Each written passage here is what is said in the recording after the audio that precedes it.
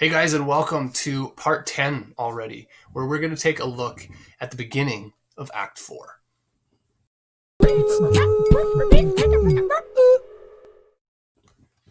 So, Act 4 is getting closer and closer to the end of the play.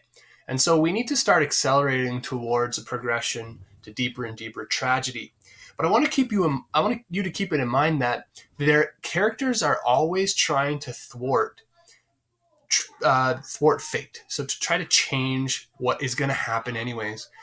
Yet little do they know that by doing so, they're actually causing what's going to happen anyways. And we already know what's going to happen anyways. It's going to be tragedy at the end of the story. But how are the characters trying to avoid that? All right. And how are they trying to deal with their current situations or current dilemmas? Now, we enter Act 4 with a big problem.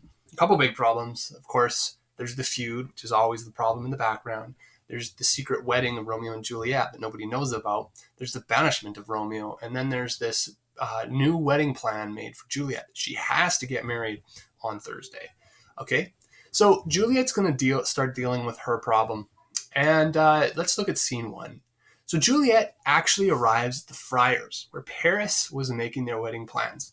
So who's the friar in town who's going to marry Juliet in Paris? Well, it also happens to be Friar Lawrence. Yet he knows it's a problem too, and he finds out from Paris here that they're going to be married on Thursday, and he's also in a dilemma because he can't marry Juliet again. He can't. So he knows it can't happen. Now, after Paris leaves, Juliet meets him there, and they exchange some words. Juliet tells the friar that she would rather die than marry Paris. We'll take a look at that line. Again, when she mentions death, her resolve to commit suicide rather than marry Paris, it's always pointing, right here again. Shakespeare's reminding us, the reader, of the things to come. It's a foreshadowing. Now, the friar has this plan. He comes up with this plan. He tells Juliet he knows of a herb that will make her sleep so deeply it will make her appear dead. Once she was placed in the tomb, then Romeo will come and save her and then take her to Mantua. Now, desperately, Juliet agrees to the plan, and there's a lot of steps we'll take a look at when we look at those lines. Now, we know the friar was an expert with herbs. Do you remember the first time we saw him? He was picking herbs in the garden and saying which ones were poison and which ones were healthy, or which doses of what would cause what in somebody. So he has this access to a plant which will do this. It's kind of like an element of magic in this story, where he's got this potion that can put her to sleep and appear dead. Then she'll wake up after a given time. So that's kind of what's going on here. Now, Juliet must be really desperate to think that this plan is worthwhile trying. I want to ask you, and I would love you to think out this question. What else could Juliet have done to stop the wedding? What are her other options? And can you think of anything she could have done other than following Friar's plan? Now, because the Friar's plan isn't the only way. We could think of dozens of ways she could potentially resolve this issue. Unfortunately, or fortunately, for the flow of the story, the friar has his plan, which we'll take a look at. Now that scene's done. So then we go to scene 2. And scene 2 is a very, very quick scene. We're back at Juliet's house. Everyone's preparing for the wedding in 2 days' time. Juliet tells her father that, yes, she is sorry. She will obey him and marry Paris. Okay?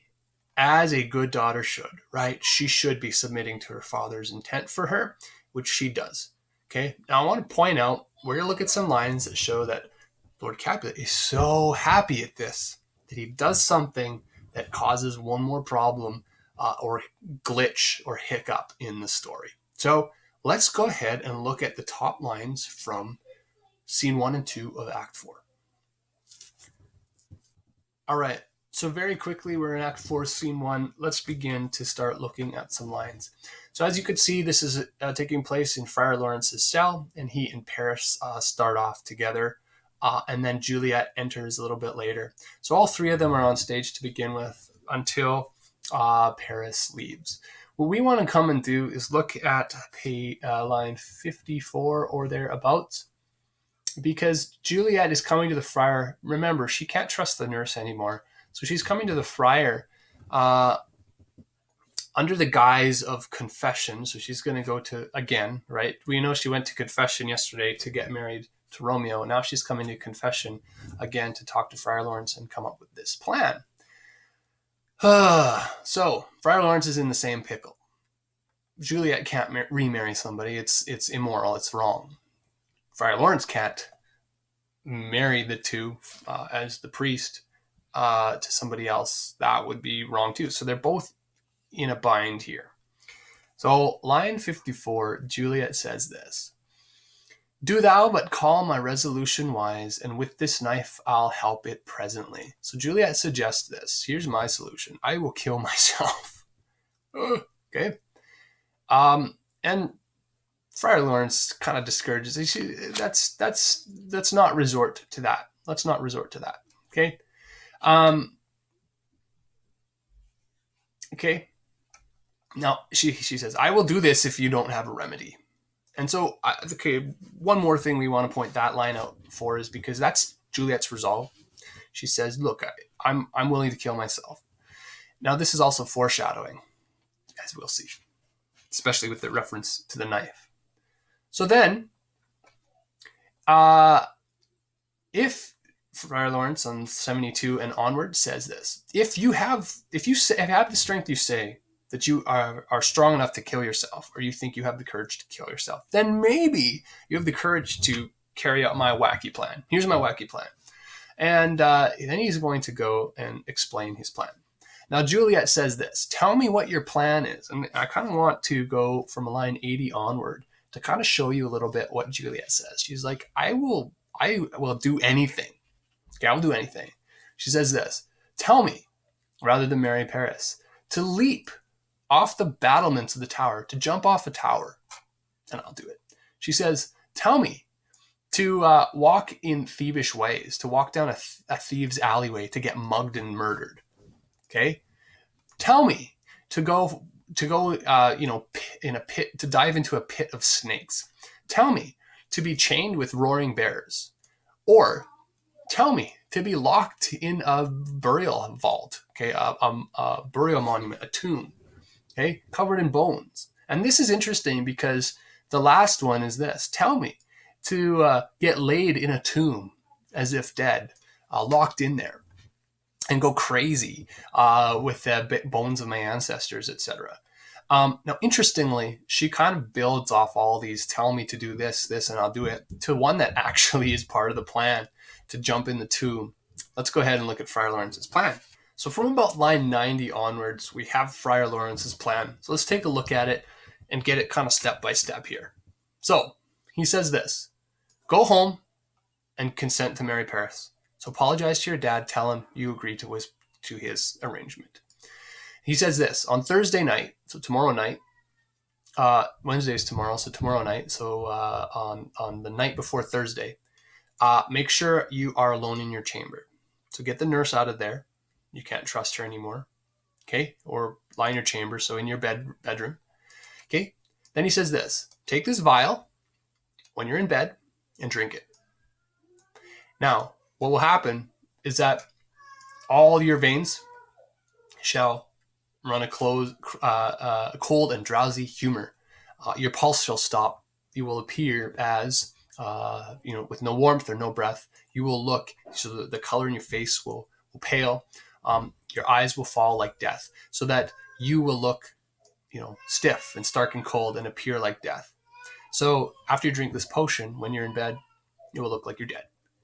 So what will happen is that for 2 and 40 hours, so for 42 hours, she'll be this way. Okay. Now, after doing that, she'll awake from pleasant sleep. So we kind of know that that's about to happen in 42 hours. In the meantime, when in the morning the bridegroom, so when Paris comes to awaken his bride to bring her to the church for marriage, she will appear dead.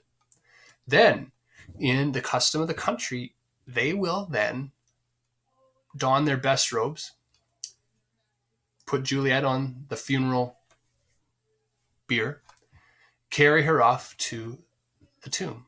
So they'll have a funeral for her and lay her in the tomb. Now, in the meantime, as she's laying in the tomb, sleeping, dead, Romeo shall be made known by a letter what the plan is, the drift, the plan. And then after that, he'll come to Verona And he, together with Friar Lawrence, shall watch Juliet wake up the night she's meant to wake up, and then Romeo will take her to Mantua, and they shall live happily ever after there until they can find the time to bring them back to Verona. Does that make sense? There's a good number of points in that plan. Okay, all of them have to work flawlessly for it to work. And Juliet says this, give me. She says, I accept the plan. And now we have to keep in mind what the steps of the plan are. Does Juliet carry them out? And do they all begin to work? There you are. So let's go up and swap to our next scene.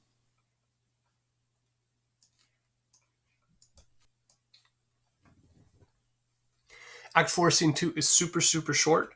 What they're doing is preparing for wedding arrangements. And then Juliet comes in, apologizes to her dad, and starts off that step 1 of the plan, consent to marry Paris. So we want to go to line 32 or thereabouts, because there's an irony in here.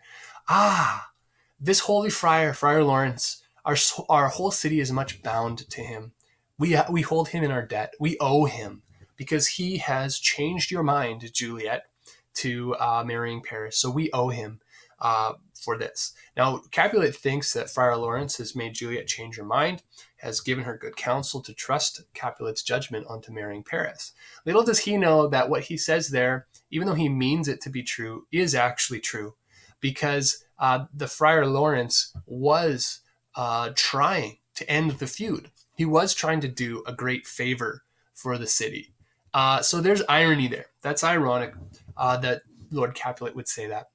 Now, we kind of have a couple lines here that I want to point out, because Lord Capulet is grateful that Juliet is willing to marry Paris.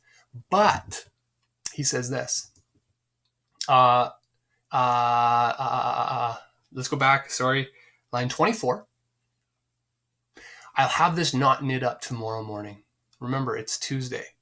So tomorrow morning would make it Wednesday morning. So we get to look at these lines and say that Juliet also agrees to it. As you think it fit to furnish me tomorrow. Tomorrow's Wednesday, guys. And the plan was to carry out the drinking of the potion Wednesday night for the wedding on Thursday. So Lady Capulet's objecting a little bit. Oh, so it's this emphasis. Well, weren't we going to do it Thursday? No, well, till tomorrow, says Capulet. And then Capulet stays about saying, oh, I better get busy. Okay, better get busy working on all these wedding arrangements and whatnot. Okay, I better go tell Paris that we're going to get married tomorrow, not 2 days, Wednesday, not Thursday.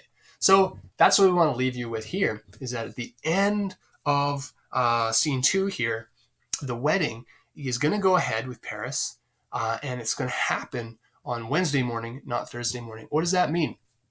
Well, it means that Juliet has to take the potion when? Tonight.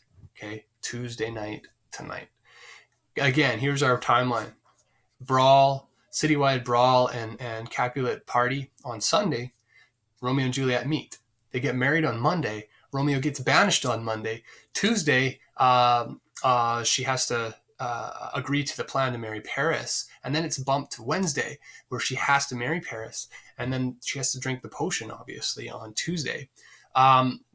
The same day that they came up with that plan from Friar Lawrence. So we got a very rapidly advancing plan or play here that's happening over the course of so far 3 days. Tomorrow morning we'll make it 4 days. 4 days. All right. Let's see what happens next. Okay, guys, tune in again. Till next time, don't be lame.